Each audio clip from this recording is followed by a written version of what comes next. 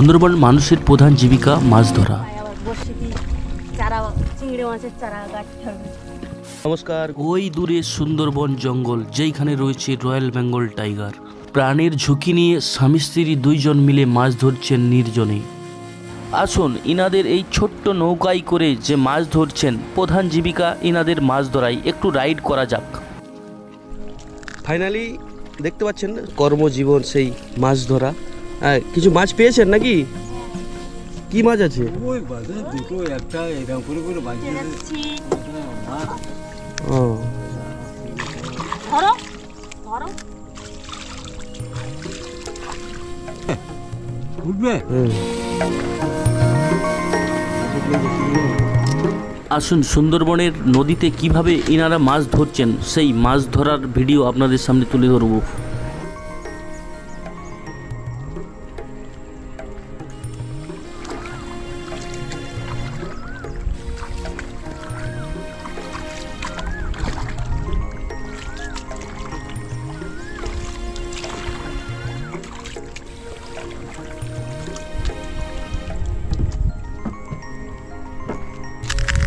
ঠিক আছে, আমি তাহলে নামি।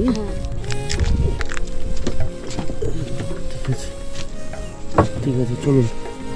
এই মাছগুলি পেয়েছেন নাকি? হ্যাঁ, এটা কি মাছ বলে? তেড়ে মাছের ছিপ বলে, ফাঁসা মাছ বলে, ইলিশি খয়রা বলে। চলুন কিছুক্ষণ ঘোরা যাক। গাছ গাছ খাল টাল একটু বস্তু ইত্যাদি আছে, আমরা সেইখানে যাই দেখে প্রত্যেক দিনই মাছ ধরেন? যখন করিলি যখন কষ্ট হয় তখন আর আসি না।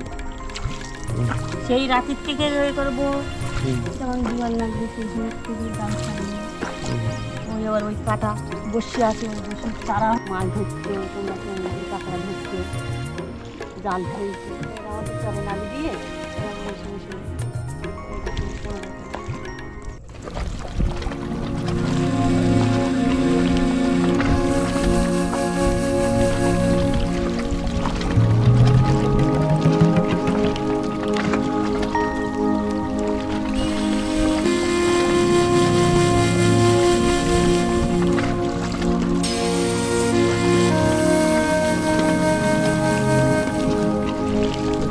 মাছ বেশি পান তাহলে?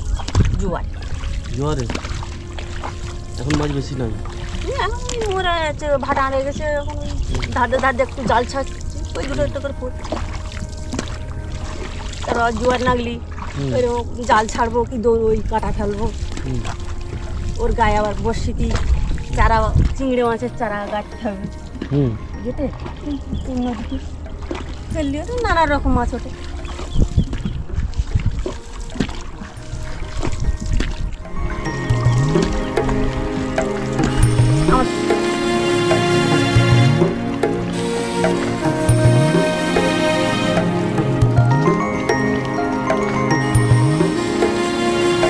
কিভাবে মাছ ধরছে দেখুন। এই যে জাল, এই ফাঁস জাল নামেই পরিচিত। দেখুন, জালের মধ্যে একটি ইট বাঁধা আছে এবং জালটি ছেড়ে দিল নদীতে। এই জালটি সাধারণত মাছ আটকে যায়, যেটাকে সাধারণত ফাঁস জাল নামেই পরিচিত। জালের মধ্যে মাছ আটকে গেলে আর বেরোতে পারে না, কোথায় পালিয়ে যেতে পারে না।